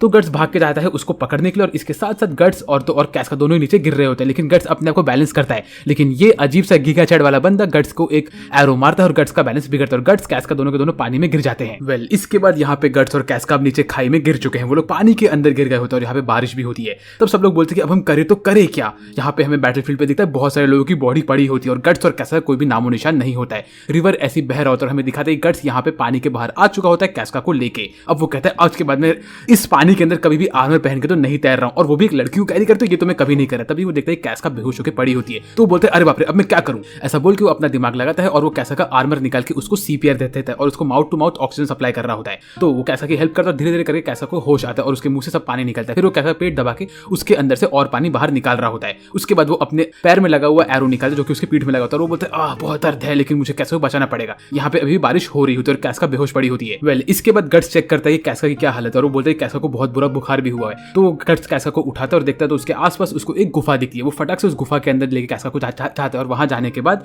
गट्स अपना सारा कपड़ा निकालता है और खुद को चेक करता है कि उसको कहाँ कहाँ चोट लगा और कहाँ कहाँ उसका क्या जख्म लगे उसको। फिर वो देखता है कि अभी उसको यहाँ पे एक आग जलानी पड़े ताकि वो कैसे की बॉडी को गर्म कर सके और वो सोचता है कि अब वो कैसा वो ठीक करे तो करे कैसे। वो अपने आप को मारता है, बोलते हैं अरे यार मैं कहाँ फंस गया। फिर वो कैसा का शर्ट निकालता है ताकि वो उसके ऊपर से ठंडे कपड़े निकाल के उसकी बॉडी को गर्म कर सके ताकि उसकी बॉडी को सर्दी ना हो, क्योंकि यहाँ पे ठंडे और गीले कपड़े पहनने से उसकी बॉडी खराब हो सकती है। तब वो देखता है तो कैसा के सीने पे उसके लेफ्ट हैंड साइड पे एक चोट लगा होता है। तो वो बोलता है कैसा की हालत बहुत खराब है। ऐसा बोल के गट्स उसके बगल में जाता है और बोलता है ओके अब मुझे इसको ठीक करना पड़ेगा। फिर वो कैसा के मुंह को टच करता है और बोलता है इसको तो बहुत ज्यादा ही बुखार आ रहा है लेकिन कितनी खूबसूरत है। मीनवेल हमें अगले सीन में दिखाते हैं यहाँ पे ग्रिफिथ को मालूम पड़ चुका होता है कैस्का और गट्स दोनों के दोनों खाई में गिर चुके हैं और अब उन्हें बचाना पड़ेगा। तभी यहाँ पे जो आसपास के मिनिस्टर होते हैं वो कहते हैं अरे हम 2 सोल्जर के लिए अपने पूरे टीम को नहीं कुर्बान करेंगे, तुम्हें तो पता ही है कि ग्रिफिथ हमें क्या चाहिए, हमें ये वॉर जीतना और हम ये वॉर उनके बगैर जीत जाएंगे और तो और वो तुम्हारे बेस्ट सोल्जर्स है ना, तो वो लोग तो अपने आप यहाँ पे आ ही जाएंगे। इतने में ये सब सुन के ग्रिफिथ बोलता है कि रुक जाओ। ग्रिफिथ यहाँ पे शांति से खड़ा होता है। मीनवेल हमें दिखाते हैं यहाँ पे गट्स कैसा के साथ बैठा होता है और उसने कैसा को अपने बॉडी से पूरा कवर करके रखा होता है, एकदम गुस्से में बैठा होता है गट्स यहाँ पे ताकि वो कैसा की बॉडी को गर्म कर सके और उसकी बॉडी को ठीक कर सके। वेल इसके बाद हमें अगले सीन में दिखाते हैं कि यहाँ पे एक छोटी बच्ची अपने बचपन में ग्रिफिथ को देख रही होती है और उसको देख के वो उसे भगवान की तरह मान रही होती है। तभी हमें अगले सीन में दिखाते हैं कि कैस्का अपने नींद से उठती है, जिसका ये मतलब है कि वो जो छोटी बच्ची थी वो कोई और नहीं वो कैस्का थी।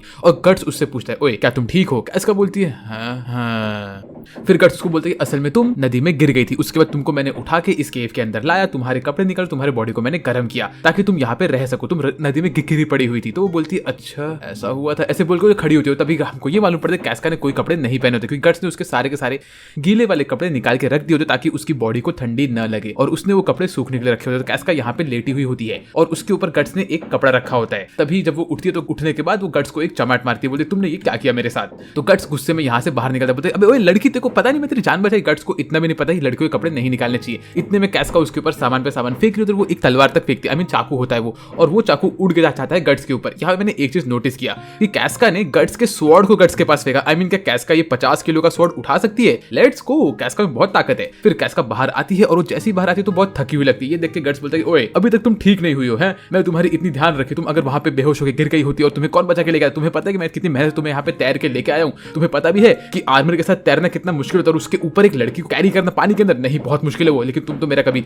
शुक्रगुजार होती ही नहीं, मेरे ऊपर हमेशा भड़कती रहती हो। ये क्या बात हुई? तुम लड़कियों को कभी फाइट करना नहीं चाहिए, क्योंकि तुम्हारा काम ही नहीं हो फाइट करना। और ये क्या है, तुम लड़की के जैसा कब से बिहेव करने लगी? हाँ तुम तो एक शोल्डर थी। तभी कैस्का को याद आती है कैसे वो जनरल ने उससे बात किया था, और ये देखे कैस्का वहां पे चुपचाप खड़ी होती है और वो कहती है लड़की, हाँ मैं एक लड़की हूँ। ऐसे बोल के रोने वाली होती है और अपना रोना रोकती है, बोलती मेरे पास कोई चॉइस नहीं था। तुम्हें क्या लगता है कि लड़की होने के बाद मैं चूज की कि मैं लड़की पैदा हूँ? मैं चूज की क्या मैं यहाँ पे आके एक शोल्डर बनूं? नहीं ना, ऐसे बोलती है वो। और तभी गट्स उसके पास चाहता है, बोलता है आई एम सॉरी, मेरा ये मतलब नहीं था। इतने में कैस्का उसको मुक्का मारती है और उसके ऊपर अटैक करना स्टार्ट करती है। गट्स कैस्का को रोकता है और उतने में कैस्का यहाँ पे बेहोश होकर नीचे गिर जाती है। तो गट्स बोलता है कि मैं तुमसे कह रहा हूँ कि तुम आराम करो, तुम्हारी तबीयत ठीक नहीं है। तो कैस्का यहाँ पे सोई होती है और गट्स उसके ऊपर अपना शर्ट निकाल के फेंकता है, बोलता है कि इसको पहन लो और तुम रोना बंद करो। तो वो शर्ट पहनती है, बोलती है ओए तुम्हें पता है मैं कितनी पैथेटिक हूँ, तुम आखिरी इंसान जिससे मैं ये सुनना चाहती हूँ कि मुझे तुम्हारी हेल्प चाहिए या कुछ भी। तभी गट्स बोलता है कि हाँ ये बंदी मुझसे बहुत नफरत करती है। फिर इसके बाद गट्स कैस्का से पूछा कि तुमने फिर बैंड ऑफ हॉक्स ज्वाइन ही क्यों किया? तुम तो एक लड़की हो, ये तो तुम्हारे काम की बात है ही नहीं, तुमने क्यों ज्वाइन किया? तो वो कहती है ग्रिफिथ की वजह से, ग्रिफिथ की वजह से मैंने ज्वाइन किया। फिर हमें कैस्का की बैक स्टोरी मालूम पड़ती है कि वो एक छोटे से गांव में रहती है जो कि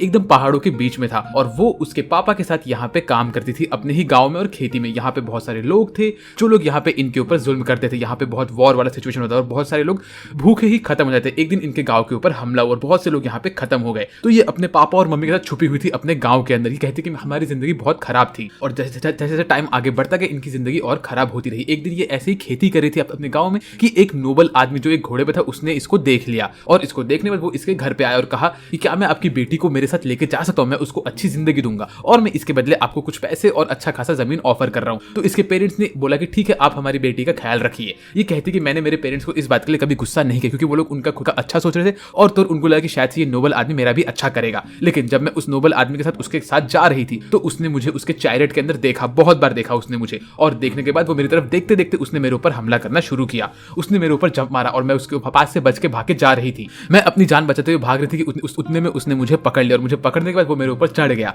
मैं वहां पे रो रही थी क्योंकि उसको मुझे गलत गलत काम कर जो मैं उसे नहीं करने देना चाहती थी, लेकिन वो मुझे देखे जा रहा था और मेरे ऊपर वो अटैक कर रहा था। इतने में उसके ऊपर हमला हुआ और किसी ने उसका गला और गाल हल्का सा तलवार से काट दिया। वो कोई और नहीं, वो एक भगवान के रूप में ग्रिफिथ मेरे पास आए थे, और उसको देख के मैं वहां पे शॉक होकर खड़ी हो गई थी। ग्रिफिथ वहां पे आया और उसने मेरे को देख के कहा कि अगर तुम जीना चाहती हो तो खुद के लिए लड़ो। ऐसा कह के उसने उसका तलवार नीचे फेंक दिया। जैसे ही उसने वो तलवार फेंका तो वो गंदा आदमी मेरे पास आ रहा था अब मेरे तलवार से मेरे ऊपर हमला करने, लेकिन मैंने उसके हाथ से तलवार छीना और मैंने उस तलवार से उस आदमी को मार दिया। वो भी कैसे? क्योंकि वो आदमी खुद ही मेरे ऊपर गिर गया और उसी ने खुद को मार दिया वहां पे। इसमें मेरी गलती नहीं थी, लेकिन हाँ मैंने उसको मारा और मैंने अपनी फ्रीडम अपने आप पा ली थी। तो अब जब कैस्का ने इस बंदे को मार दिया तो ग्रिफिथ कहता है देखो तुमने तुम्हारी फ्रीडम खुद से पाई है, तुम समझ रहे हो। कैस्का इस वक्त कांप रही होती है, लेकिन उसके हाथों में एक स्वॉर्ड होता है जिससे उसने एक इंसान को मारा होता है। ग्रिफिथ उसके हाथ को पकड़ता और कहता है तुमने अच्छा काम किया, अब से तुम बहुत स्ट्रांग बन चुकी हो। ये सुनने का ग्रिफिथ उसके ऊपर एक कपड़ा रखता है और बोलता है अब तुम मेरे साथ चलो। फिर इसका ग्रिफिथ उसको अपने कमांड में लेता है और बोलता है कि अगर तुम्हें मेरे साथ आना है तो तुम आ सकती हो। वो पूछती क्या मैं आ सकती हूँ आपके साथ प्लीज? तो ग्रिफिथ कहता है अगर तुम्हें मेरे साथ आना है तो तुम आ सकती हो, लेकिन तुम्हें जो करना है वो तुम खुद के ऊपर करो, मैं तुम्हारा देखभाल नहीं करूंगा। तो वो कहती है ठीक है मुझे चलेगा। ऐसे बोल के वो ग्रिफिथ के स्वॉर्ड को ज्वाइन करती है। वेल इसके घर के लोग कहते हैं चलो अच्छा है कि अभी हमारे ग्रुप में कम से कम एक सुंदर लड़की तो होगी, हम इसे किसी न किसी काम में लगा ही देंगे। तभी कैसा कहती है कि नहीं मैं स्वॉर्ड यूज करूंगी और मैं स्वॉर्ड यूज करके ही आगे एक सोल्जर बनूंगी। तो ग्रिफिथ कहता है अगर तुम मर गई तो वो कहती है अगर मैं मर गई तो मैं मर गई। तो ये सुन के ग्रिफिथ कहता है ठीक है तुम्हें जो सीखना है वो तुम मेरे से सीख सकते हो, लेकिन मैं तुम्हें कुछ सिखाऊंगा नहीं,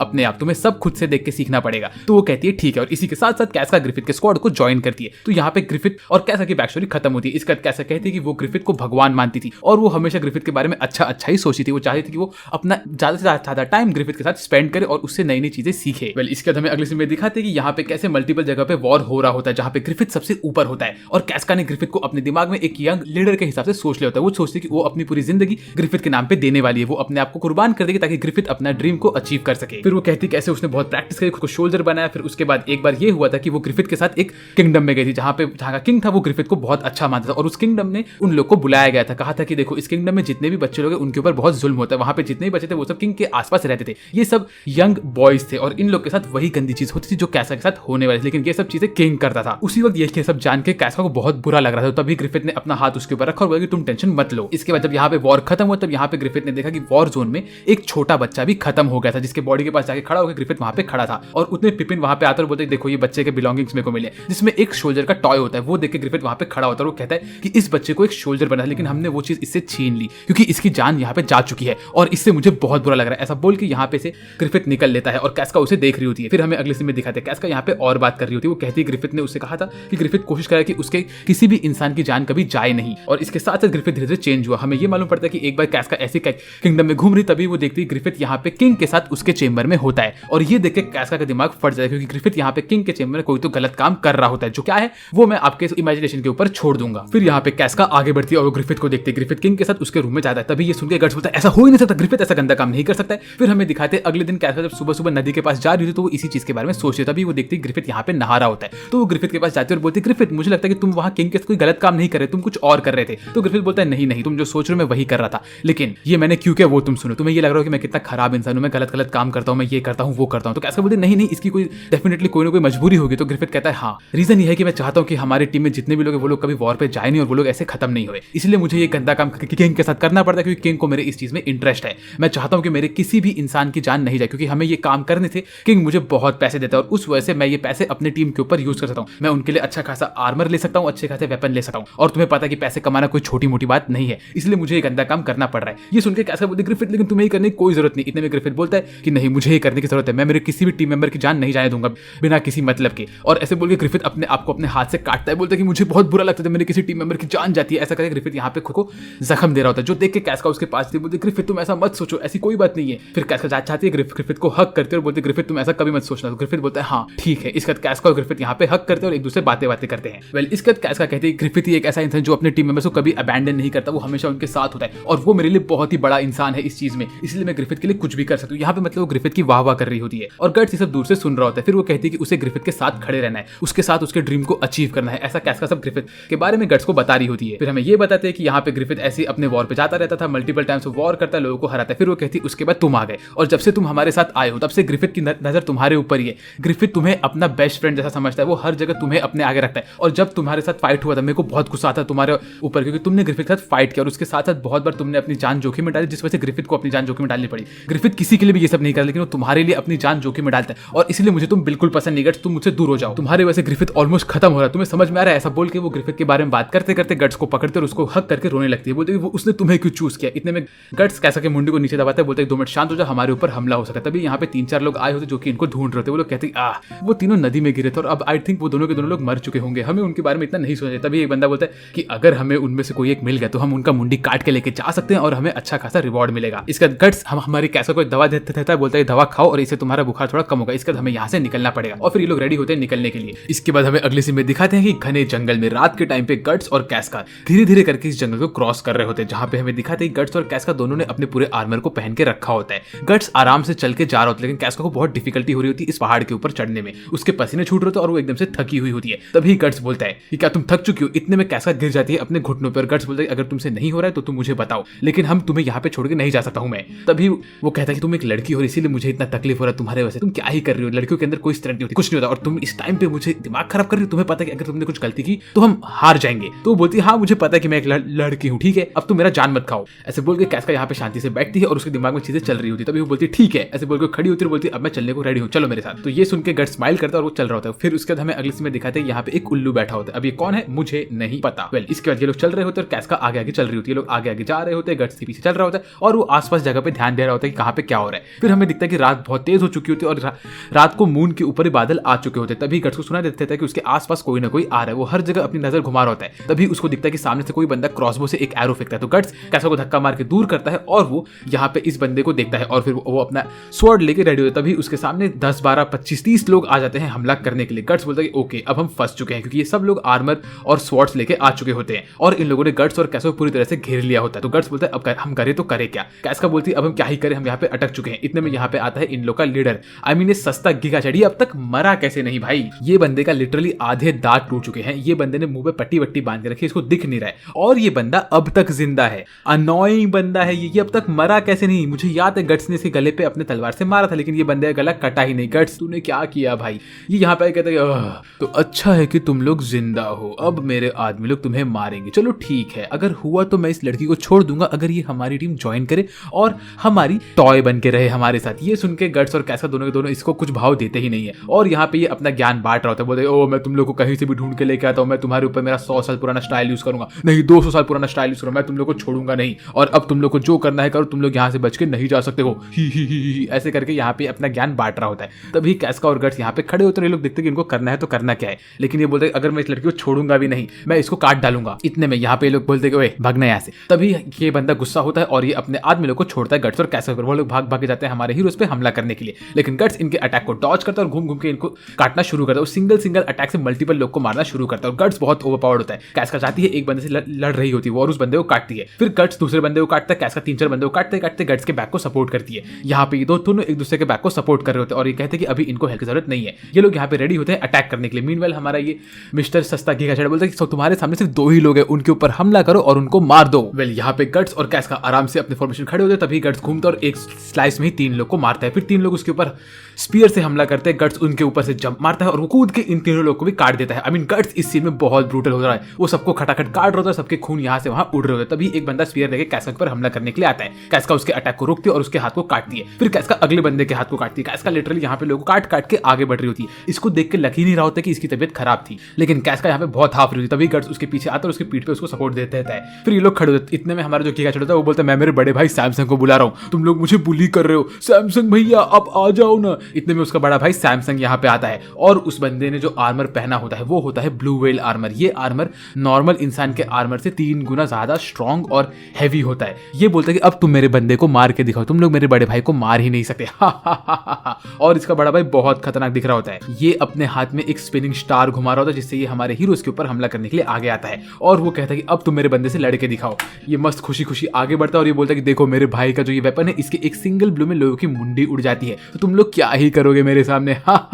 इतने में ये सैमसंग भाग भाग के आता है और आसपास अपने स्पिनिंग स्टार को घुमाते घुमाते पेड़ तोड़ रहा होता है, पत्थर तोड़ रहा होता है। लिटरली ये देख के गट्स बोलता है कि ओके इसको मैं समझ लूंगा। गट्स के ऊपर ये हमला करता है। गट्स इसके अटैक को पैरी करने के लिए लंबा सांस लेता है और वो अपने स्वॉर्ड से इसके अटैक को पैरी करता है। इसका लिटरली स्पिनिंग स्टार जमीन पर टप्पा खा के एक दूसरे बंदे के सर पे लगता है और उसका सर एक वाटर में की तरफ फट जाता है। ये सीन बहुत अमेजिंग होता है। ये देख के सैमसंग को और गुस्सा आता है, वो मल्टीपल अटैक्स करता है गट्स के ऊपर और गट्स उसके सारे अटैक को अपने स्वॉर्ड से पैरी कर रहा होता है। जो देख के हमारा ये चपड़गंजू कहता है कि ऐसा हो ही नहीं सकता, ये बंदे में इतनी स्ट्रेंथ कैसे कि ये मेरे भाई के अटैक को पैरी कर रहा है। ये बंदा उसको डॉज तो कर नहीं सकता तो इसलिए वो पैरी कर रहा है और यहाँ पे गट्स आराम से इसके सारे के सारे अटैक को पैरी करके यहाँ पे चिल कर रहा होता है। तभी हमें ये मालूम पड़ता है कैस्का बोलती है गट्स इतना पावरफुल है और वो इतना स्ट्रॉन्ग है, वो इसके अटैक को पैरी करने की जगह पे इसके अटैक को डॉज कर सकता है, लेकिन वो इसके अटैक को डॉज इसलिए नहीं कर रहा क्योंकि अगर उसने डॉज किया तो ये अटैक मुझे लग जाएंगे, इसलिए गट्स इससे लड़ रहा है। तभी कैस्का देखती है गट्स के पीछे उसके पीठ पे एक उसको चोट भी लगी होती है, तो कैस्का बोलती है मैं करूँ तो करूँ क्या, मुझे कुछ ना कुछ करना पड़ेगा।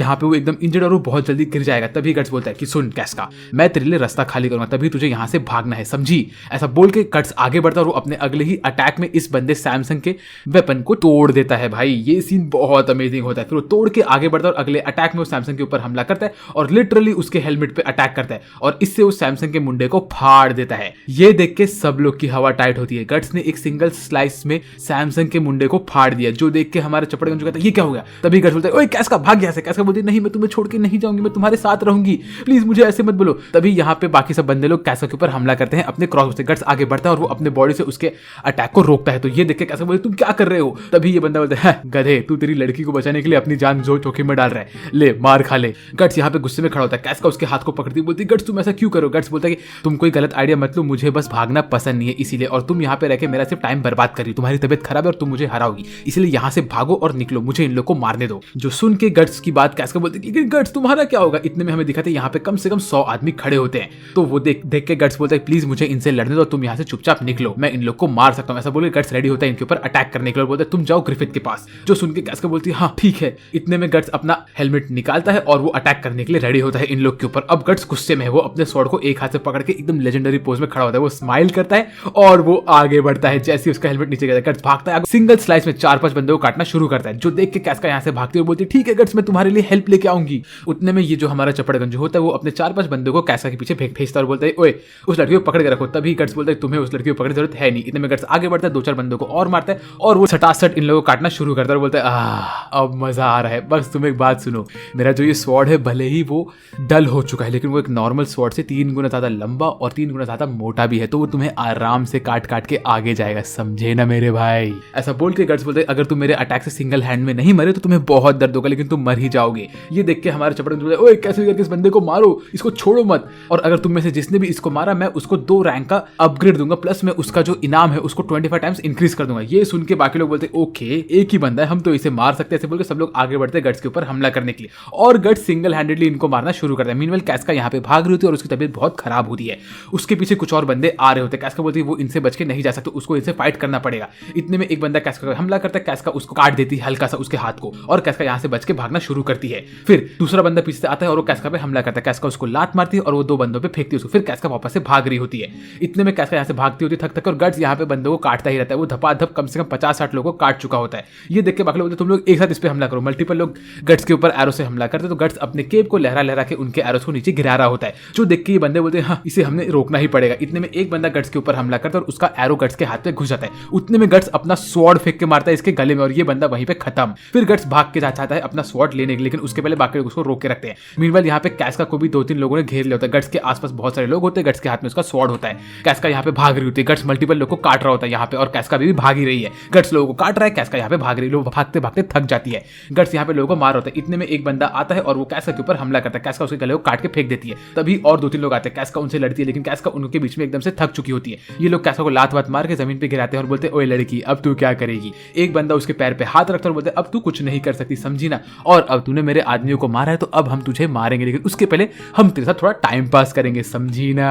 ऐसे बोल के वो कैस्का के आर्मर को फाड़ के निकाल रहे होते हैं और यहाँ पे कैस्का के अंदर ताकत बिल्कुल नहीं रहती। वो बोलती मैं करूँ तो करूँ क्या। वो लोग कैस्का को फाड़ते हैं उसके आर्मर को और बोलते हैं ओए लड़की तू तो बहुत सुंदर है। तभी कैस्का रोने जैसी होती है, वो बोलती मैं करूँ तो करूँ क्या। मीनवेल गट्स यहाँ पे आदमियों को काट रहा होता है, वो तो लिटरली काटने बिजी होता है यहाँ पे लोगों को। तो अब इसके आगे क्या होने वाला है मुझे नहीं पता। वेल इसके बाद हमें दिखाते हैं कैस्का यहाँ पे जमीन पे पड़ी हुई होती है और उसके ऊपर ये 3 लोगों ने अटैक करके रखा होता है। वो कैस्का के मुंह को पकड़ते और बोलते अब हम तुम्हारा टंग को काट देंगे ताकि तुम अपने जीव को काटे को मार नहीं सको और हम तुम्हारे मुंह में ये पत्थर डाल देंगे। उसी वक्त कैस्का के दिमाग में आता है गट्स उससे कहते हैं कुछ भी करो लेकिन अपने आप को बचाओ, तुम इन लोग से नहीं मर सकती होगी, तुम्हें अपना दिमाग में रखना है। उसी वक्त कैस्का इस मौके का फायदा उठाती है और एक पतला सा चाकू उठा के इस बंदे के मुंह पे मारती है और उसके बाद वो निकलती है आगे, अपना स्वॉर्ड उठाती है, इन लोग के ऊपर अटैक करती है। ये बंदा अटैक करने के लिए आगे बढ़ता है लेकिन उसके बाद कैस्का उसको धक्का मार के दूर जाती है। मीनवाइल हमें दिखाती है कैस्का ने इस बंदे के आंख में लकड़ी मार के उसकी आंख फोड़ दी होती है। उसके बाद हमें अगले सीन में दिखाते हैं ये लोग कि कैसे ये बंदा कैस्का के ऊपर अटैक करने के लिए आ रहा होता है, लेकिन तभी इसके ऊपर एक चाकू आता है और ये चाकू किसने फेंका होता है, ये होता है हमारा जूडियस। जूडियो अपने बाकी से दोस्तों के साथ यहाँ पे आ चुका था, वो बोलता है हम तुम्हें कैसे भी नहीं मरने देंगे, तुम हमारी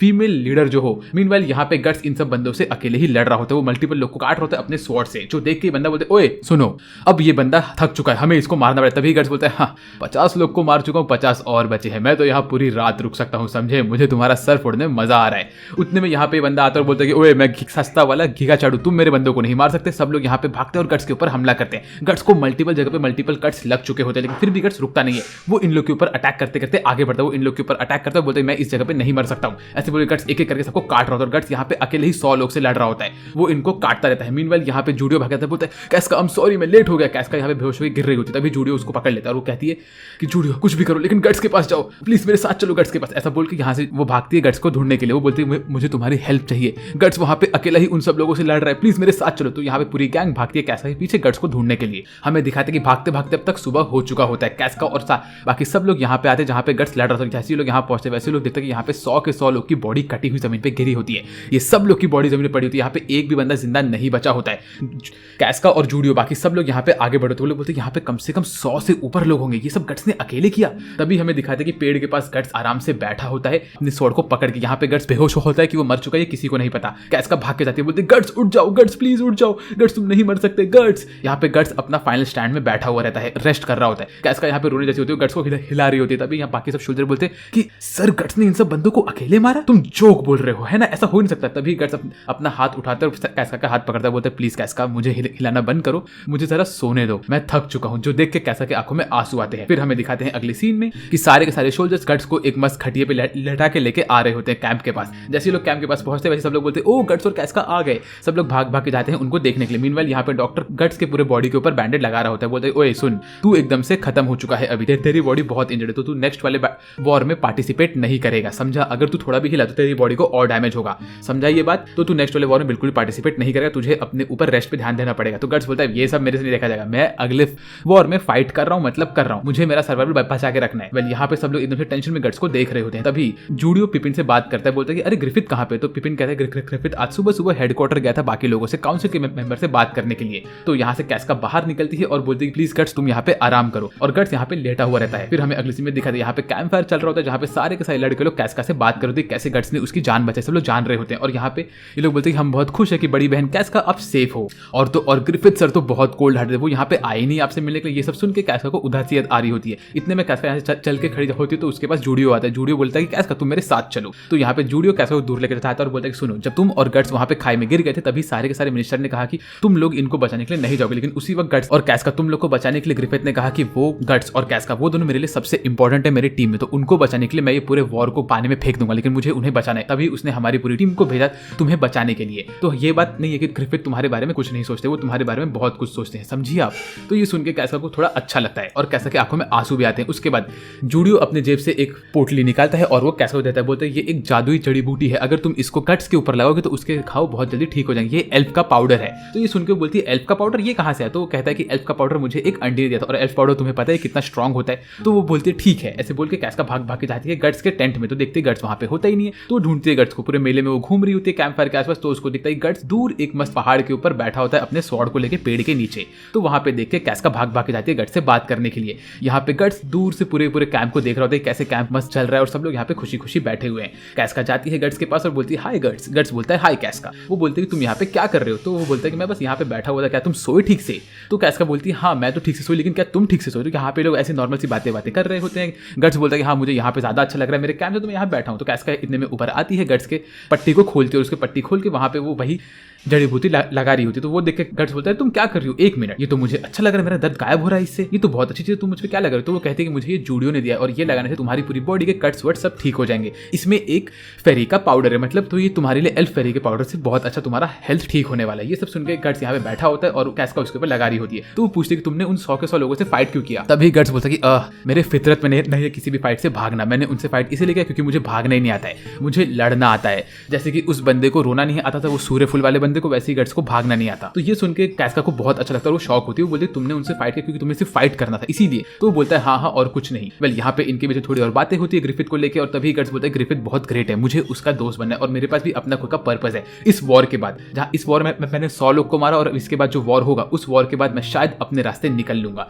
ये सुन के कैस्का बोलती तुम हमें छोड़ के जाओगे? गट्स बोलता है कि मुझे नहीं पता, लेकिन हाँ मुझे मेरे अपनी जर्नी पे निकलना पड़ेगा। फिर यहाँ पे लोग थोड़ी बहुत और बातें करते हैं ऐसे ही। फिर तभी गट्स कहता है कि जब तक मेरे पास मेरा स्वॉर्ड है तब तक मैं सर्वाइव कर सकता हूँ, मुझे पता है कि मुझे सर्वाइव करने के लिए मेरे सिर्फ स्वॉर्ड घुमाते रहना, और मुझे जब बैंड ऑफ हॉक्स में तो उसके बाद मुझे और नई नई चीजें सीखने को मिली, तो इसीलिए मैं इस आखिरी वॉर में तुम लोग का साथ दूंगा, उसके बाद मुझे मेरा अपना रास्ता लेना पड़ेगा। ये सुनकर कैस्का को बहुत बुरा लगता है और यहाँ पे गट्स अपने फाइट के बारे में बातें कर रहा होता है। तो ये सुनकर कैस्का बोलती क्या तुम बैंड ऑफ हॉक्स छोड़ दोगे? गट्स कहता है कि मुझे नहीं पता, लेकिन देखा जाएगा। फिर उसके बाद गट्स यहाँ पे स्माइल करके नीचे निकलता है और हमें दिखाते हैं कि ग्रिफिथ यहाँ पे आ चुका होता है। तो ग्रिफिथ को मिलने के लिए गट्स और कैस्का दोनों के दोनों जा रहे होते हैं। इनको यहाँ पे देख के ग्रिफिथ बहुत खुश होता है, गट्स भी स्माइल करता है, ग्रिफिथ भी स्माइल करता है। और तभी कैस्का बोलती है ग्रिफिथ मुझे माफ कर दो, मेरे वजह से ये सब हुआ, मैं बस पानी में गिर गया और ये सब ऐसा होगा। तो ग्रिफिथ उसको बोलता है इसमें कोई बड़ी बात नहीं, तुम टेंशन मत लो। तभी गट्स कैस्का को हल्का सा धक्का मारता है और वो ग्रिफिथ को हक करती है। तो ग्रिफिथ भी कैस्का को हक करता है। ये देख के कैस्का के आंखों में आंसू आते हैं और फिर हमारा गट्स आगे बढ़ता है, अपने ही एक टीम मेंबर को पकड़ बोलता है चलो हम जाके जूस पीते हैं और मजे करते हैं। और ऐसे ही गट्स यहाँ से निकलता है। तो अभी इसके आगे क्या होने वाला है? एक बहुत बड़ा वॉर होने वाला है जो कि आपको मिस नहीं करना चाहिए। और अगर आपको इसको मिस नहीं करना